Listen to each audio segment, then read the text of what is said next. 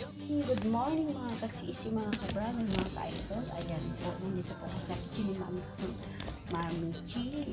Nagluluto po ako ng sinigang na pampano sa kamatis. Ayan po, papasin ko sa inyo kung ano yung aking sinigang na pampano. Ayan po siya. Ayan po na po. Ayan. Ayan po siya. Ayan po yung sinigang pampano. Nilagay ko na po yung ingredients niya lahat. May dalawang siling malaki. Ayan naman po. Ito po mamaya ilalagay ko po na meron po siyang kangkong. Katawan na lang po kasi nasira yung dahon nito. Sayang naman po. Pero hindi po. At saka meron po siyang pichay para sa sinigang na pampano para masarap yung ang ulam ng mga chino. Araw nito. Ayan po.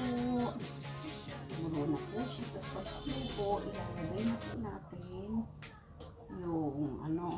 ilalagay po natin yung nalagay po natin yung dyan. Kangkong mga sisi. Ayan po. So gusto niyo po makatipid, simple-simple lang po luto sa mga ulam. Yan po. Dahil kumulo na po siya, ilalagay ko na po siya yung kangkong. Yan po. Sa sinigang na pampano.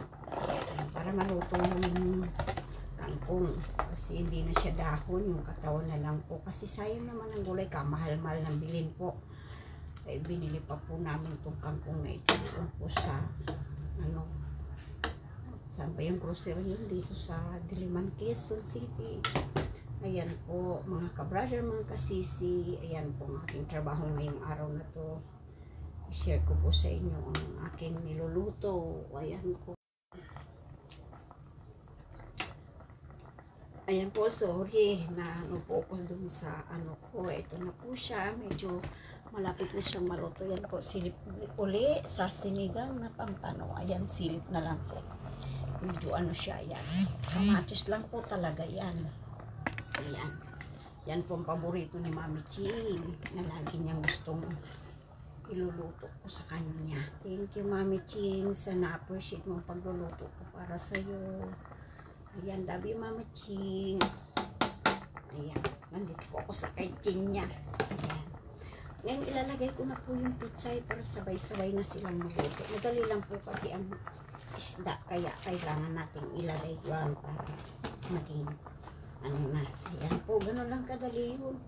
Magpapakulo po kayo mga mamis na tubig na may pag kumulo na yung tubig, lagayin yung sibuyas, kamatis, bawang, tapos yung luya para mawala yung lansa ng pampano.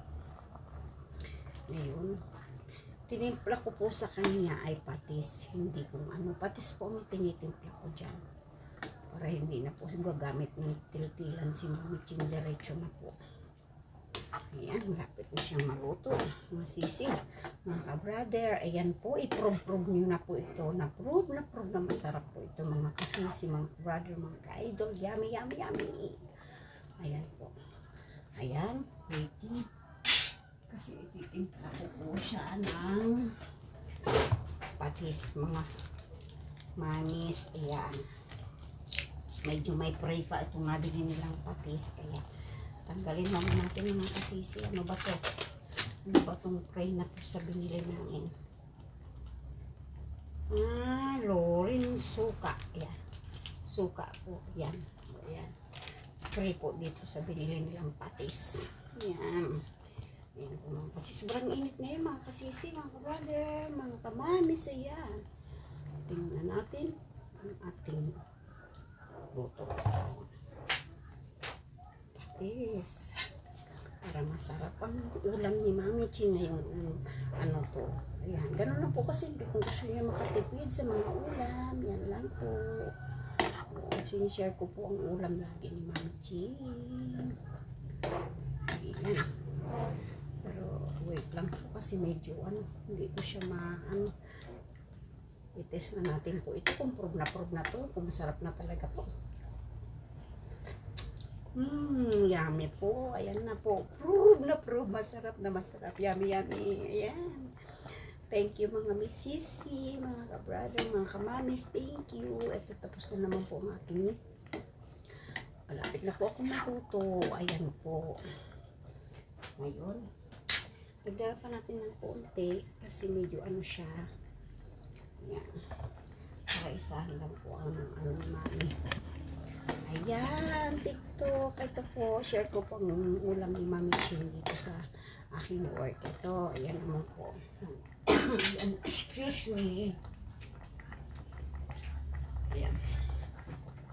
Mga kamamis, thank you po for watching my video. Pa-like naman po, pa-share naman po, pa-support naman po. Mak, love you po. Proof na proof po. Sarap-sarap naman ng sinigang kamatis sa pampan, mga kasisi. Handaway na po. Love you all. God bless you all.